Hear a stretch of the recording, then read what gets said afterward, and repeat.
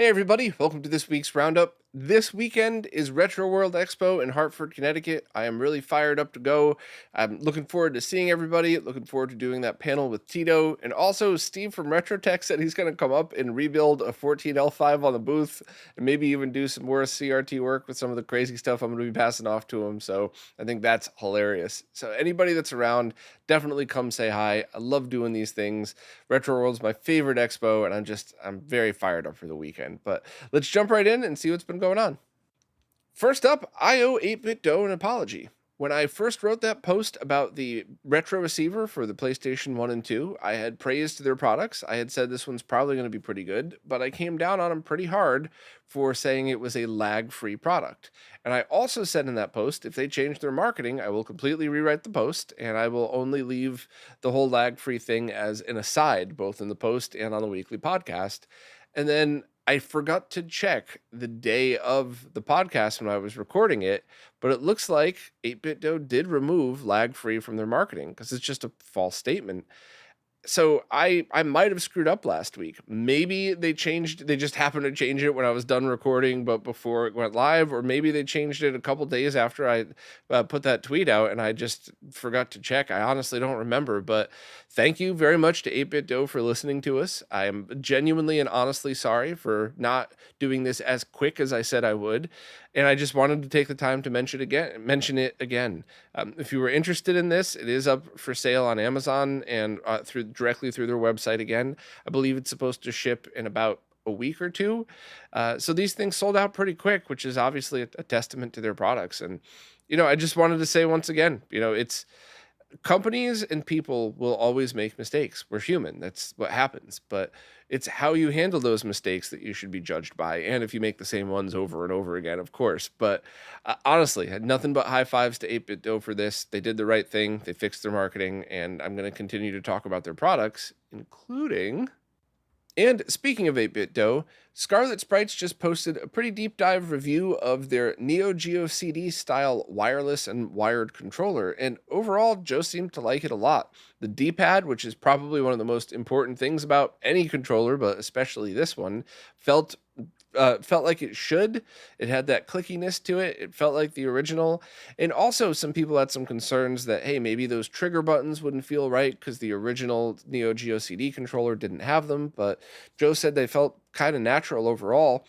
And really, the main complaint that he had was about the font and the plus and minus writing on the front of the controller, which is kind of hilarious that he obsessed about that. I actually agree with every word that he said, but it's not something that would bother me that much. I do agree, and I love attention to detail. So, well, of course I'm going to tease because it's me. I love when people do deep dive stuff like this. But if that's Joe's biggest concern, then I think that's a real positive. I got mine. It's still sealed in the box, but now because of this review, I'm very, very much looking forward to opening this and trying it with a Mister. And it is in stock right now for the $35 price. When I first talked about it a couple months ago, I accidentally had said $25. It's $35 and $40 for the special editions, and it looks like those are in stock as well. So if you were waiting for reviews to come out before buying one, definitely grab them, especially the special editions right now. The link is right in the description if anybody wants it. And it also looks like latency was good, but we definitely have to talk about that for a minute.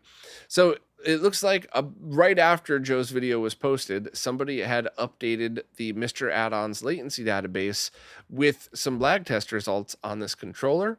And it's all good, but one thing's a little weird.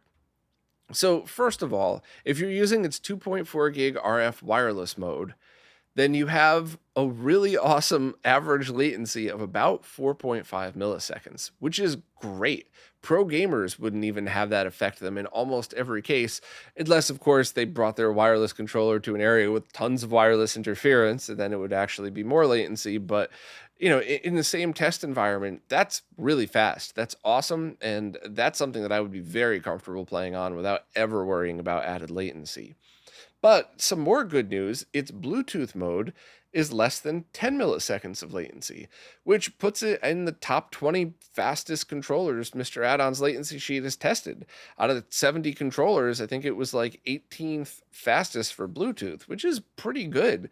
Bluetooth for a long time was known as being kind of a laggy protocol, a laggy way to connect controllers. And the fact that it's under 10 milliseconds is awesome. So while I, of course, would always go with whatever is the lowest latency solution, it's good to know that if you're using this with a Bluetooth system, then you don't have to worry. It's not going to be laggy. There might be faster ways, but certainly wouldn't call that laggy.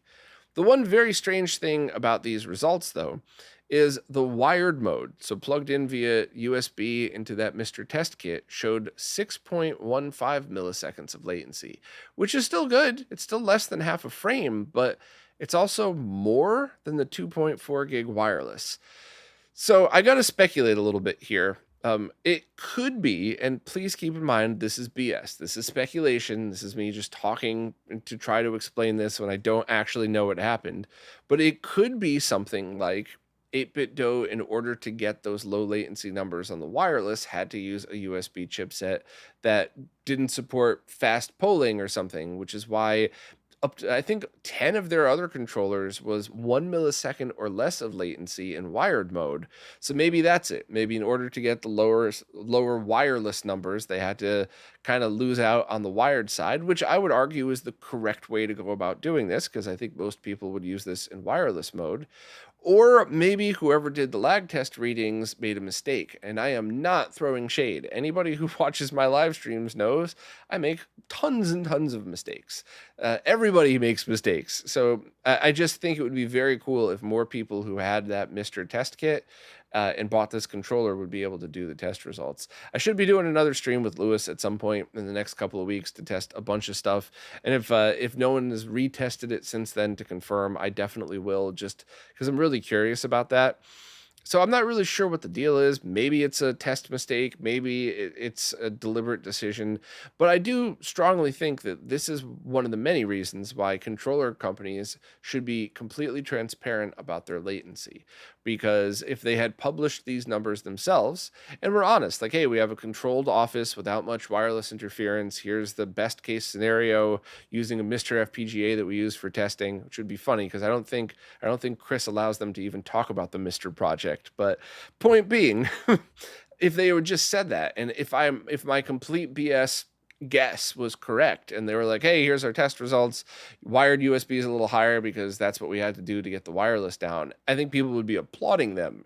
So I think transparency and stuff like that is really going to just help companies.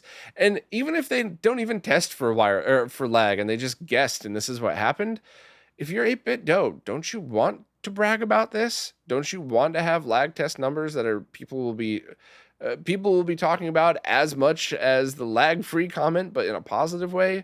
So hopefully they're still listening, and hopefully they would take that feedback. And if they want, reach out. I could show them what they need to make themselves their own little test kit so they could have the same results. And I have no worries about companies fudging their own results, because the moment those controllers hit consumers, we're going to test them ourselves. And if the numbers are wildly different, that's something we're going to talk about. So I don't know, hopefully fingers crossed that companies start to listen. But overall, I think this looks awesome. And I'm really, really excited to try this out with some Neo Geo games on my Mister. Retro Gamer Store has just opened pre-orders for a transparent red version of their NES Shell. They're available from Stone Age Gamer, Roundup products, or direct right from Retro Gamer Store, and they should ship in late October of this year.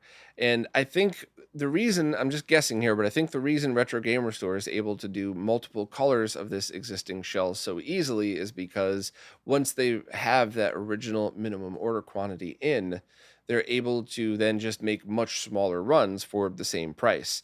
So that's a great time to remind everybody, if you wanted a Genesis 2 clear shell, please please pre-order it now, because if they don't get enough orders by September, they have to cancel and refund everybody.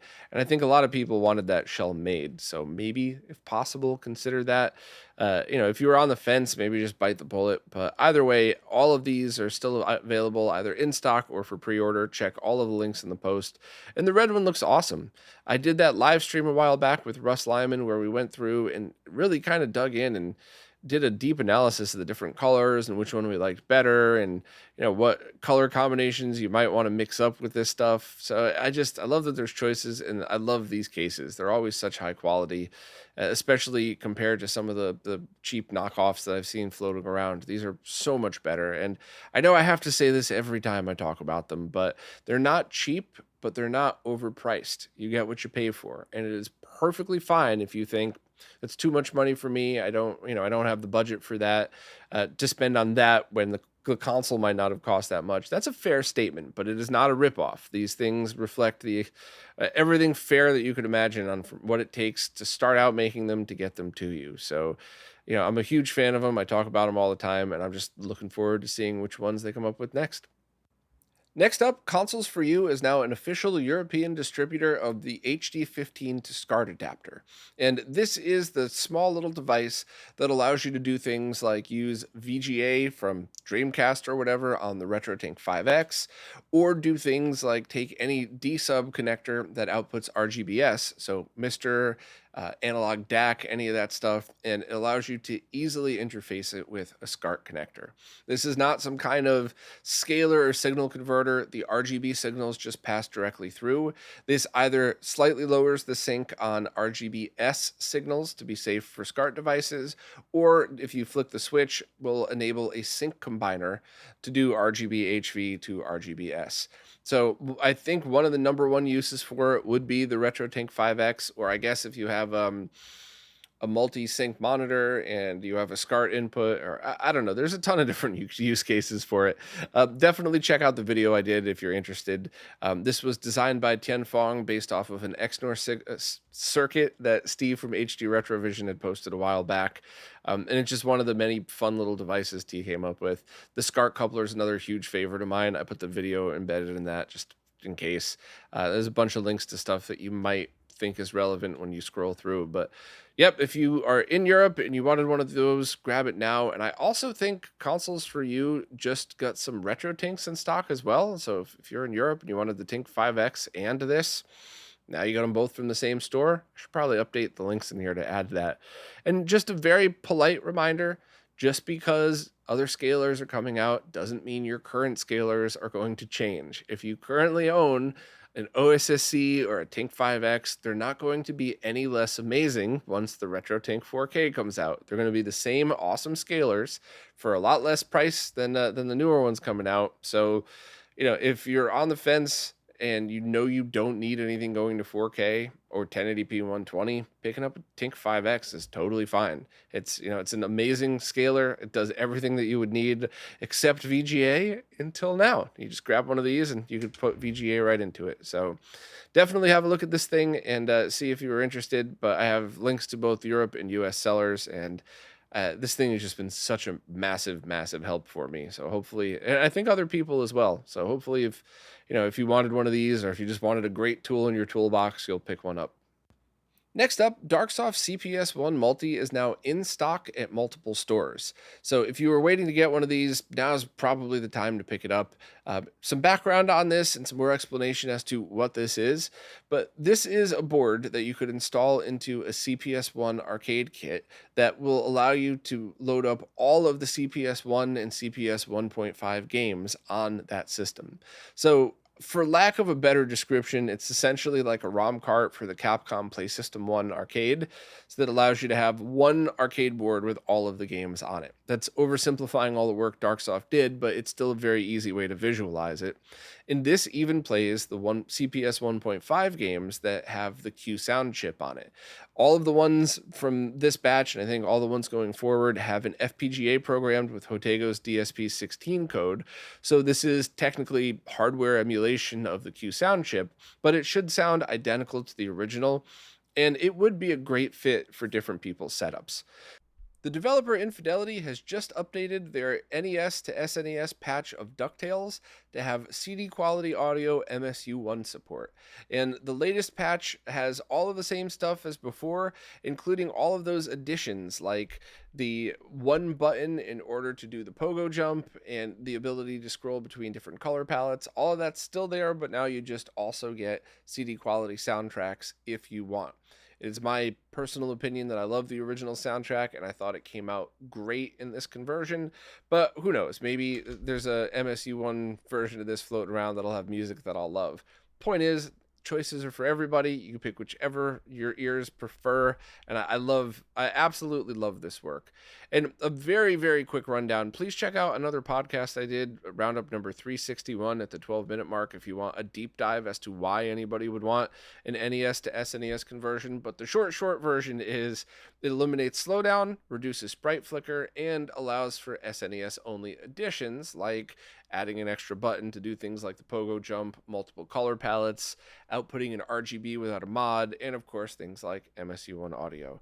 So thanks very much. I hope the developer continues to do these things, and respectfully, if you want them to continue to do these conversions, subscribe to their Patreon if possible, and let them know what the next game you want is. I'm sure there's no way they're going to get to all of them, but hey, with all respect, money talks. If enough people sign up and say do Metroid next, then I'm sure that's going to sway their decision quite a bit.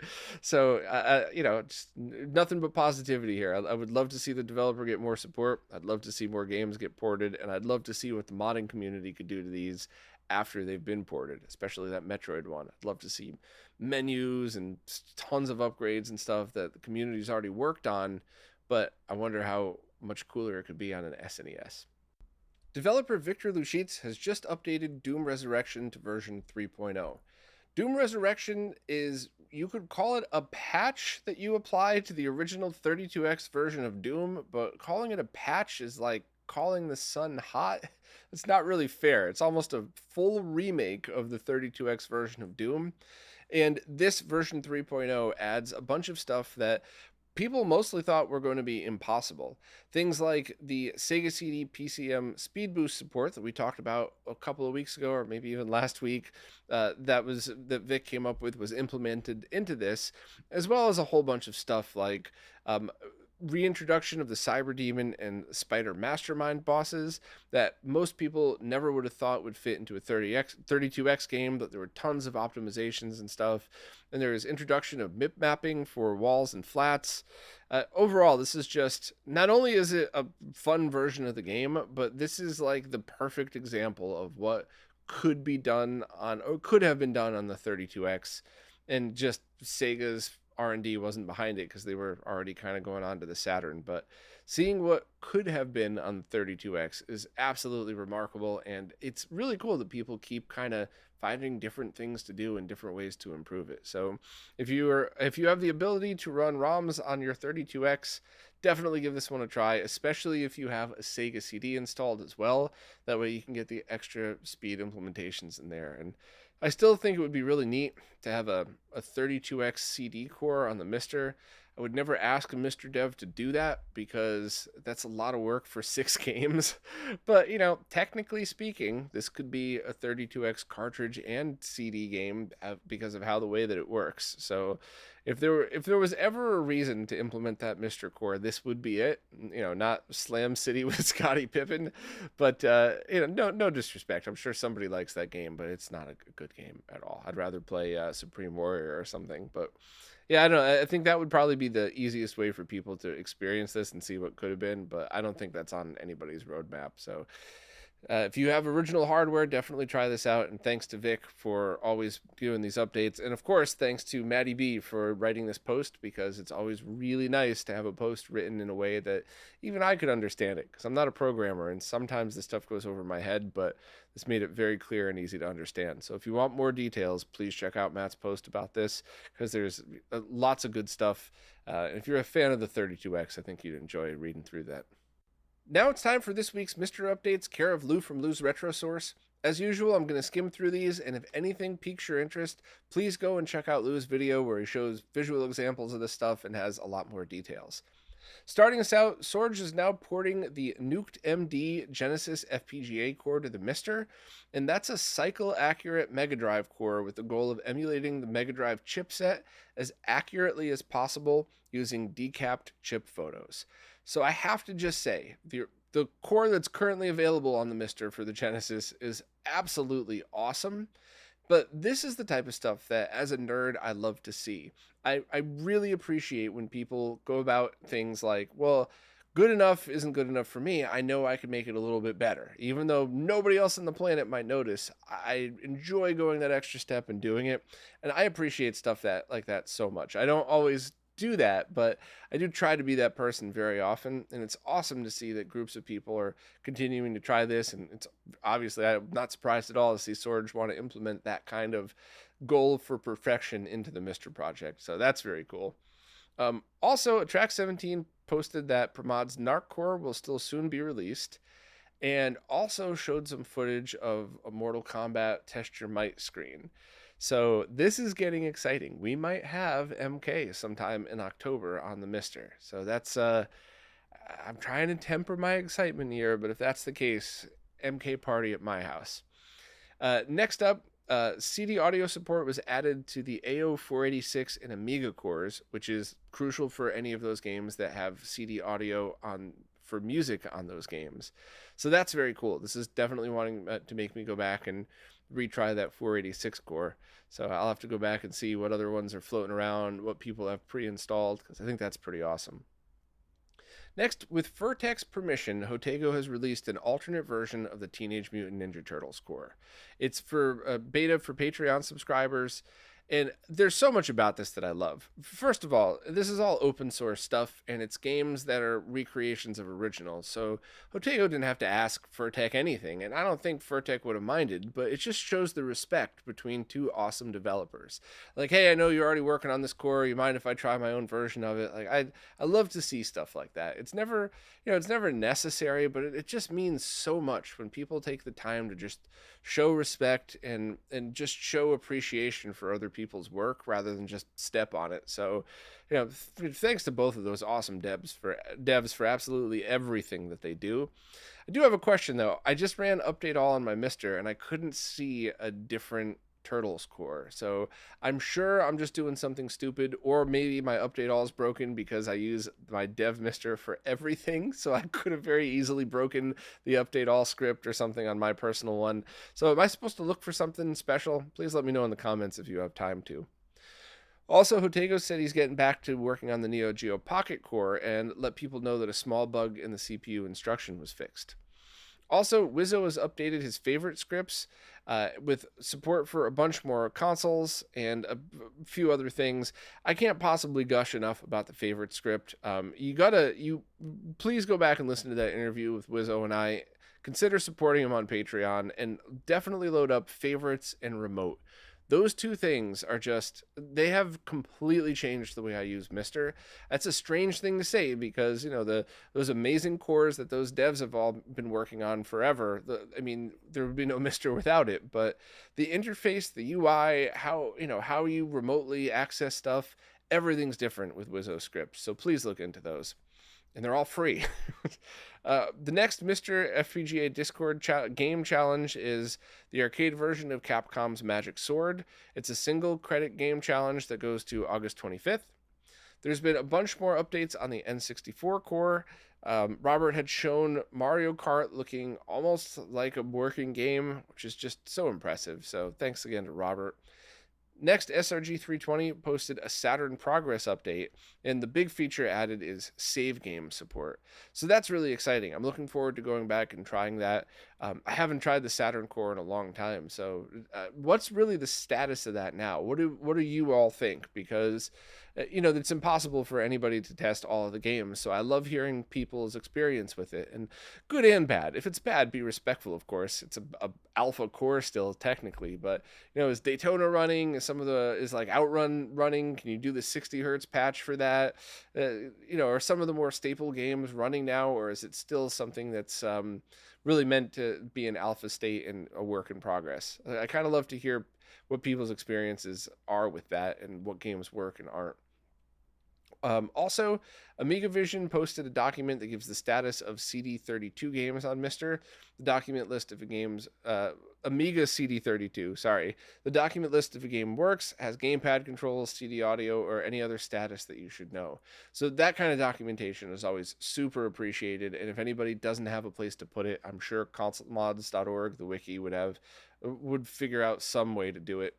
I believe this document seems to be on Reddit at least, which is not the best place to archive stuff. So I would I would consider putting that on a retro focused thing that was kind of maintained by people in the community. I never like putting my trust in bigger companies like that would have who have nothing to lose if they just decided to delete all this stuff and not do that anymore. So maybe consider putting that in a safer place. But anyway, as always, thanks so much to Lou for doing these. There's absolutely no way I would be able to keep up with all of this without him. So please subscribe to his YouTube channel, and hopefully I'll be able to hang out with Lou over at the expo this weekend. The Sega Saturn Shiro crew have just put together an interview series that goes through translated interviews with Sega of Japan employees from back in the 90s talking about the failure of the 32X and the Saturn. Because it's kind of been internet lore forever that Sega of Japan was to blame for a lot of that, and Sega of America were the ones trying to do the right thing. And after a lot of these interviews came out, after Sega 16 and MD Shock got a lot of those documents out and translated, it kind of doesn't seem like that's the case. And I know we talked about this before. The Shiro crew had done, I think, I watched a couple of different videos that I know Pandemonium Reviews as well as the Shiro crew went through talking about this. But this is kind of one of those easy to digest video series. They're about 10 to 15 minutes each. So if you really wanted to take a look at what was happening and kind of hear the other side of the story from that era, this seems like a really awesome way to do so. It's definitely on my to watch list, and it's something that I think I'd be pretty interested to hear about, because that's, I think that's interesting for anybody who's interested in video game history. But if you grew up around this, it's kind of like taking a peek behind the curtain and seeing the wizard type of stuff. So if you grew up with that, you probably get the reference. If you're younger, you probably don't even know what that is, and that's fine. But yeah, I don't know. I'm looking forward to watching this, and I'm always so appreciative of the whole crew. The Shiro crew is awesome. All their friends have been great, and it's so cool to see this out there. So thanks to the Shiro crew, thanks to Sega 16 and MD Shock, and I'll definitely be watching these. Well, that's it for this week. With the expo coming up this weekend, I'm not sure if I'll be able to keep up with a lot of posts. I know I had a lot of stuff that I'm working on, a lot of stuff that I wanted to talk to you all about that wasn't necessarily time sensitive, so I didn't feel the need to rush through it. But I don't know if this is going to be the week that I get to get caught up with that. I'll probably get even more behind. So if there's only 4 things to talk about next week, my apologies in advance. Hopefully I could still keep up and write some posts from the hotel room or something, but I'm really just pumped. I'm working on another bigger project I'm hoping to get out to you all soon, and I'm also really just preparing for the expo and really getting psyched up for that. So hopefully I could see you all there. And as usual, thanks to everybody who watches, listens, plays nicely in the comments, and especially thank you to people who support in any way possible, because without you, none of this would happen. So thank you all so much, and if I don't see you at the expo, I'll see you next week.